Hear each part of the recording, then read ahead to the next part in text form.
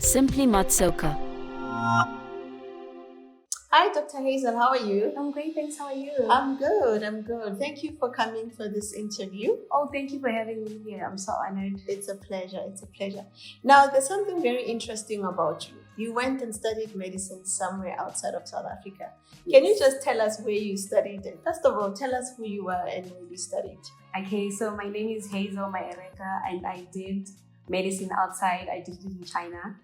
Yes, so I studied at a university called Hainan Medical University and I graduated with an MBBS. So here in South Africa, it's called MBCHB. So it's their equivalent. It's the same thing. Yes. Oh, that's very interesting. Yeah. Given that you studied in China, did you have to learn the language? Yes, it was a requirement for you to graduate. Okay. You have to do a Chinese language proficiency test Sure. and pass it before you graduate. It was a requirement. Oh, wow. And how would I greet in Chinese and say my name is Matsuka? Okay, so the greeting is hello. If you want to say hello, you say ni hao. Ni hao. Yes, ni hao. And if you want to say my name is Hazel, you say 我叫 Hazel. So for you say 我叫 Matsoka. 我叫 Matsuka. Yes, exactly. Okay. Ni hao, 我叫 Matsuka. Yes. Wow, exactly. wow. I can just imagine now you're having to go and study the whole language to come and talk to me as a patient. That is very, very intense. Exactly. But we had to, it was a requirement because not a lot of people there can speak English, so you had to for yourself. Yeah. But tell me, why did you choose to go and study there all the way instead of South Africa? Actually, the dream was for me to study at Wits University. I had always wanted ever since I was in high school. Yeah. But with application, there's like the competition is a bit tough, and the requirements there are a bit high. So we applied after my matric. I applied there, and it took a while for me to get responses. I even went on to apply for other universities. I waited for almost 2 years for me to get this. Yeah, that's when I now wanted to try outside, and I heard in China it was easier. And it was also affordable compared to how much I had to pay here in South Africa. So I ended up applying there, and when I applied, I got the space. Wow. I was excited and I went there, yeah. I like the part that is cheaper. We're going to touch base on that a little bit later. Okay. But just tell us, just share your experience studying there all the way. Like, can you just share how the experience was? What are the things that were a challenge? How did you cope being all the way there? And yeah, just looking back, I was like, I'm looking back. I'm like, I was really brave for me to go for that because going there, I didn't have anyone really that I could go there. Someone gonna receive me. I remember when I first got to the airport, I was trying to look for directions, getting to a taxi to get to the school. No one could understand English, so you can imagine the amount of shock that I had that even a basic hello, they couldn't understand what I was trying to say. And I remember calling back 2 days later and saying, Mom, I want to come back home. I can imagine. This place is it seemed difficult. There was a lot of cultural shock. The things that were normal to me back home and getting that side was way different. The foods, even how much I had to spend that side. I'd always imagined life being cheaper in China, but by the time I convert things to rand, it was so expensive. So I got overwhelmed. The first few days were very difficult to adjust, but I had to adapt. I really had to adapt, yeah. And I'm sure you didn't study through a bursary. It means you had to pay for everything from your pocket. Yes, actually, when I first went there, I was under the impression that I'm on a scholarship. They made me apply as if I'm under a scholarship, only for me to arrive there and be told that the monies you were sending were all just for admission. Oh my God. I'm telling you, it was quite a shock. Oh. I had to cry. I was thinking, how am I going to now fund myself for the next 6 years? But I just thank God it all went well and I still could manage to self-fund. So you lived in China for 6 years? Yes. Oh. Simply Matsoka. Can you tell us if someone wanted to study in China, what is the process like? So they're quite different processes actually, but when I went, I only knew that you can only go through agents. Okay. So that's someone who's already in China who applies for you, who approaches a university, and you'll be sending money through them. Oh, but that process is a bit costly. So if it's possible, it's best to just go online, get to the university, you register for yourself through the university, and you get into they give you their accounts, direct account of the university, and do it for yourself. It's a much easier process. Yeah. All right. And you have to write your substitute test, like how you do here in South Africa, or it's all about just sending your matric results and I didn't have to write any exam. It was basically about if I your matric, it's best if you have your English and your biology, that's life science here, your mathematics, your physical sciences, your chemistry, things like that, because that's what they require for medicine. Okay. So, no, we didn't have to write any, but for some universities, they would require the exam that I just told you about, the Chinese proficiency exam. Yeah. But my university didn't require that. It was only required when I was now about to graduate. Okay. Yeah. And then I've done a few interviews with some doctors. They spoke about the community service that you have to serve. Yes. Now, how is it like there in China? I mean, especially on the language side. Yeah. So, like what you explained, that here you have to do a community service. Things that side are a bit different. Mm-hmm. So here it's like you first do 3 years of the theory side, where you're just learning, you're still in university just learning. And then the other 3 years, they're mostly invested in the hospital. They're fully hands-on, and obviously they can communicate amongst each other with English. But for that side, we did a lot of years in theory than we did in the hospital. Okay. So I think it's in fourth year when we now had hospital classes, but we're not really hands-on because of the language limitation as foreigners. Mm-hmm. And when we go there, the doctor was the one doing most of the communications, because now the barrier, as well as even that, like allowing us to just do clinical practices, was a bit limited. So it's in our final year that we now have a full year that we're now fully in hospital and we don't really have to have classes. Okay. So during that year, here, this side here in South Africa, I think you are given more responsibilities over your patients.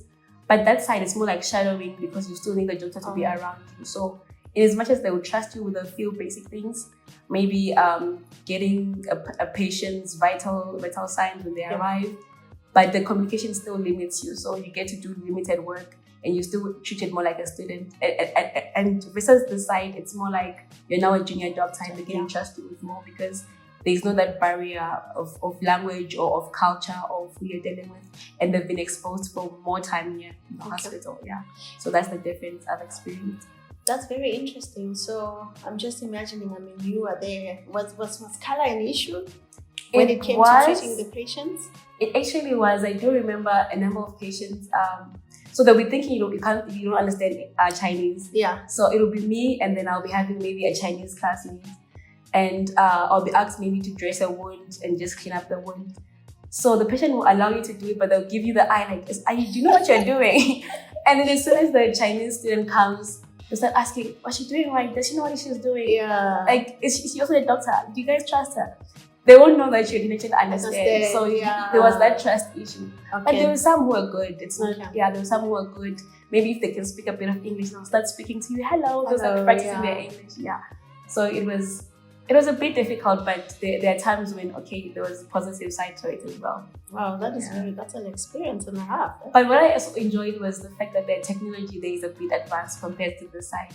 Yes. There was some like robotic surgeries that we got to like participate in, although we're not really experienced, but like that's that whole experience. It was quite good. So they're quite advancing, they're fast advancing in their medicine. Yeah, that was going to be my next question to say, like, I mean, you studied in another country, how's the technology like there? You know, I mean, AI is now in the picture. Exactly. And no, that's quite great. And now tell me, that duration, when we had a private conversation, you mentioned that you were stuck there during COVID. How was that like? Yes, that's true. So when COVID struck, right, I was not really in the city where it began. Okay. Where I was, it was more like an island. Oh. But what they did in the country, they shut down everything. So we're just restricted to being in the school premises for almost close to 6 months. Sure. Not leaving the school premises, because we used to stay on campus. Yeah. So for those 6 months, we couldn't move around. Everything was online. And then after the 6 months, we could move around school campus. Things were no longer online. But we still couldn't travel outside. So if we decide to go back home, we couldn't come back in the country. Sure. So it was a matter of, you miss your family so much, it's hard, you want to go back. But now you're thinking, how am I going to graduate? So it was a very hard time for us. So we just had to communicate with our families via the phones. of which there was the difference in time zones. Mhm. So it was like some days you won't be able to reach out to them. Yeah, so it was a hard experience, but we had to go through all that. Okay. Yeah. And then when it comes to the costing of studying that side versus South Africa, Yes. which area it's better in terms of finances? Okay, so I had mentioned earlier that I wanted to study at Brits. So when I calculated the cost, it was actually cheaper studying in China. Okay. Yeah, it was actually cheaper because even the accommodation there, the living expenses, even buying medical books, because those books are so expensive, but at least in China they were much more accessible and much cheaper that side. Yeah. I can imagine, and I'm sure there was a lot of material online versus the hardcover Yes, textbook. yes, there was as well. I mean, really, did you think that medicine would be cheaper in China? Yeah, Wow. it was. Even after all, like, you know, converting the money from rands to Chinese yuan, it was still comparably cheaper. Wow, Yeah. that's very interesting. So we're gonna go back to. I'm taking you back. Like now, if I wanted to study, of course, you mentioned you can go online and apply and all of that. But I want to know about after the studies. Now you are finished with your studies. Yes. How easy is it to now get an opportunity there versus in any other area outside of the country? Maybe you can just share your journey currently, where you are now, and what are those challenges? Okay, so when you graduate from China, right, what you get is your certificate from your university. And then one thing they never shared with us is that the it's not like a straightforward route after you've graduated. Yeah. So for a doctor to practice anywhere, they need to have a license. Okay, yes. So for you to be able to get that license, you need to now get that particular country's medical board exams. Okay. So in China, those exams were only available in Chinese. All right. So now it was difficult for a foreigner to just like after graduating then now start writing those exams, because I mentioned earlier that we do level 4 exams. So those exams are not really for someone who did level 4. It's if your Chinese is good, maybe as good as a Chinese person. Yeah. So it was now looking at, am I going to stay in China and do those exams and go straight ahead and practice that side, or come back home and do the board exams here? So for any country at all that you want to practice, even if it's your home country, even if it's not, you still have to get a license and verified by that very board of that. So here in South Africa, it's CSA. Yes. So here, when coming back here again, you still now have to go through that same route again. But now there's a bit of difference in how you study in China and the system back here in South Africa. The so curriculum is not the same. It's not the same. Even the practical side of things are not the same. I mentioned earlier that in China it's advanced, technology-wise, and some things here it's not really technology-wise. So now there's a lot of gap that you now need to bridge. Okay. Yes, because now you have to get into the system here through those exams, and you have to even submit everything you got from your school so that it get verified first. Yeah. And to see if your school is registered by WHO, and then now register and be enlisted for their examinations. Okay. It's really quite a process. So so no one ever explains to you when you're applying in China, or that you're going to need all these things for you to now start serving in the country. Yes. So that's intense. I'm just wondering, that program that you have to do, let's assume after you finish your degree, you now went and did that short course to get yourself qualified. How long does that take? The board exam that you have to write in Chinese, if you stayed there. If I stayed there, it could have taken maybe a year or two, Sure. but it's still not very, like, even the Chinese themselves, it takes them a while before they can pass this exam. So it's not as straightforward for us foreigners as it is for them. Oh, so the community service in that area, it doesn't allow you to fully get qualified to just say, here you are, you can now go and practice. No. Oh my word. Because to us, we just thought it's just graduating and straightforward apply at a hospital. That's how we imagined it, but it wasn't that.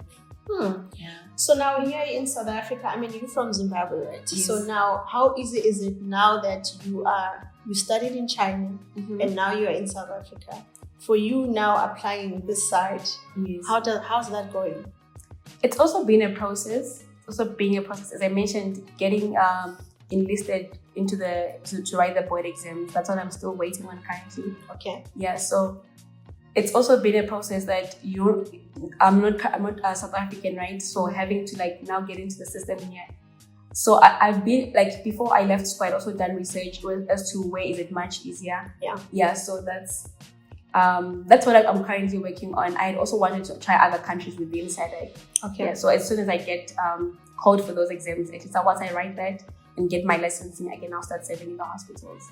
Okay, so meaning right now you are on the transition, you are still waiting, you've applied, which is like, where do you apply for these board exams? You apply on their website, on HPCSA. Oh, HPCSA. Yes, oh, okay. So you go through the HPCSA and then you send through whatever they require of you, from your school, your certificates and things like that. Yeah, there's quite like a list of documentation. Okay. Yes, ma'am. So, after the application, how long does it take before you can get feedback that now you qualify to come and do the board exam? It's not meant to take long. Okay. It's not really meant to take long.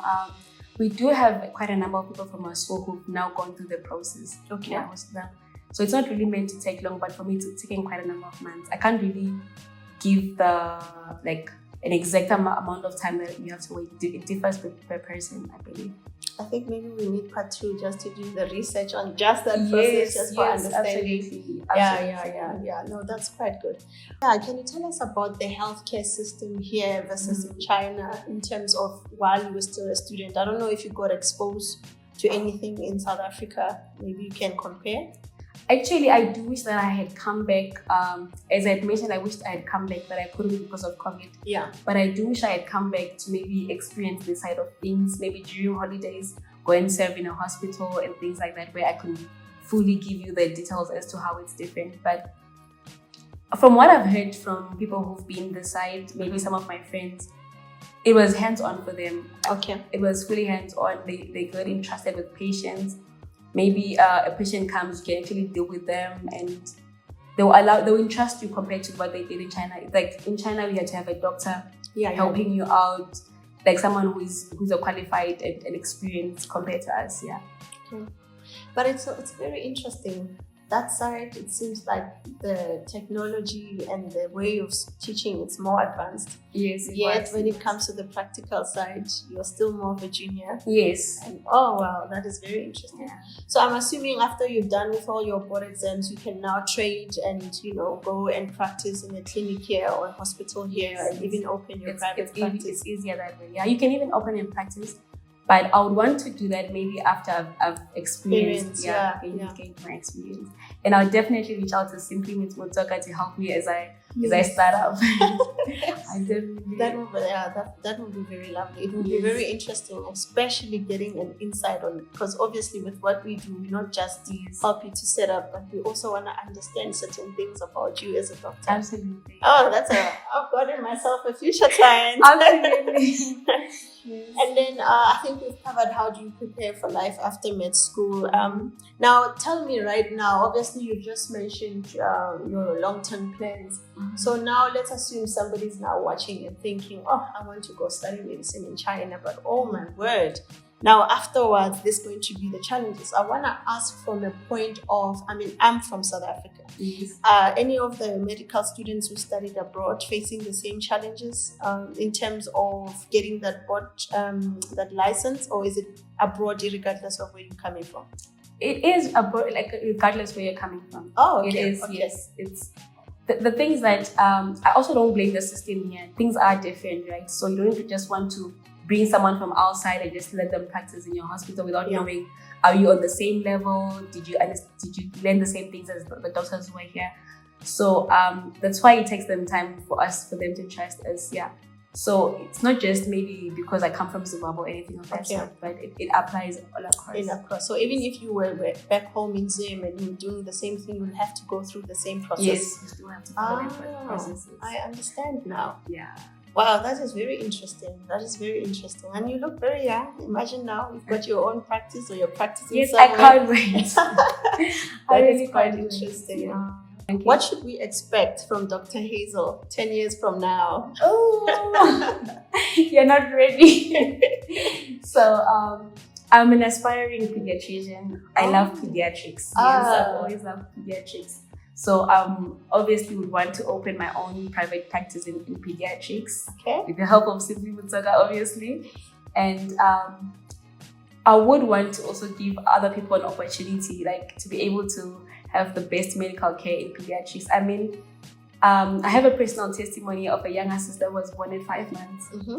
So at 5 months, a baby is not viable to be like, a lot of them don't actually survive. So I watched that process of how she survived, how she had been in the hospital, incubated for almost 3 months. Sure. And how she survived a heart operation. There was a lot of things that went on during that time. Yeah. And so pediatrics, like the pediatricians always looked like my heroes. So ever since then, I was like, I would want to give someone an opportunity for their children to survive through that. A lot of them don't survive, but I would want to give someone an opportunity and play a role in their lives and see them grow up and, you know, and be part of that testimony or part of such beautiful miracles. So I love children, so that's what I want to do, to have a pediatric hospital. Wow, we're gonna be seeing Dr. Hazel Kids Hospital. Absolutely, absolutely. Wow, that is very powerful. That is very powerful. I'm loving that testimony as well, because every person, when they choose a career, there's always a drive, and I think this is a very powerful one. And I'm hoping that somebody out there is watching, especially from the HPCSA, that can be able to help Dr. Hazel. Maybe we should have a movement. Let's help Dr. Hazel to get her. You know, I think that's very powerful. And seeing you being such a young doctor as well, and the passion and the drive, that's what we need, because, you know, I always say doctors, they lead from the heart. It's the heart first. About us, the patients, and then the rest comes in. It's like, I believe for you to be able to heal someone, you should have that compassion within you. That's what's going to move you to really care beyond what you're expected to do from your work. Even for you to be able to check up on someone, even after they've left the hospital, it takes compassion. So it's something that I've always had within me, especially for young children. I've always had that within me, like that just special care, that extra attention for them. Yeah. Wow, that is powerful, doctor. Thank you for coming here. Thank you for having me. Thank you. You are very unique, and I'm really proud to see a Black woman, also a woman of color, having studied abroad, and you finish your degree and everything. And I really wish you all the best. Thank you so much. And when you open your practice, we'll be there. When you go through all your training, we'll definitely be there. Thank you. So anybody who wants to go and study medicine, Dr. Hazel is your lady. So you can pop any questions that you have for her. And I think we'll have to divert more and have more of part 2, just to explore a little bit more. Okay. And check up with you on your journey as well. Yes. And when you do get your papers and go and do write your board exams and start qualifying, we would love to have another part with you. Absolutely. Just to see you on that process. Okay, that would be great. That would be so great. But tell me now, obviously for this board exam, you have to, are you studying for it? Is there like some curriculum? I'm constantly studying. One thing about medicine is that you don't stop studying. Okay. We even joke about it and say you feel bad about not studying. Like if you spend a day but just not reading anything medical, you feel bad about it. So you constantly have to continue studying. Whether or not you're preparing for board exams, whether or not you're having exams coming up, you constantly have to continue refreshing our knowledge in medicine. Yeah. And then is there like a pediatrician that maybe you're just shadowing him? Obviously you can practice, but I'm just thinking from an observation, someone mentoring you in South Africa who's already a peds.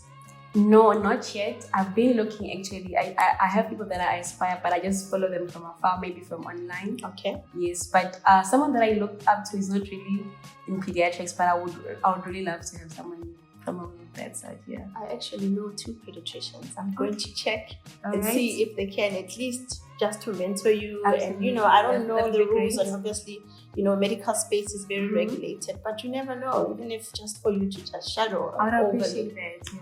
I find from that. Thank you.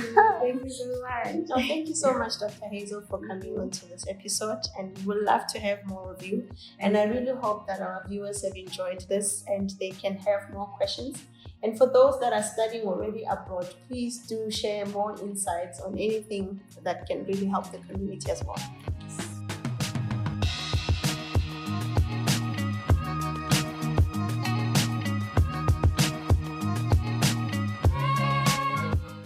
Simply Matsoka.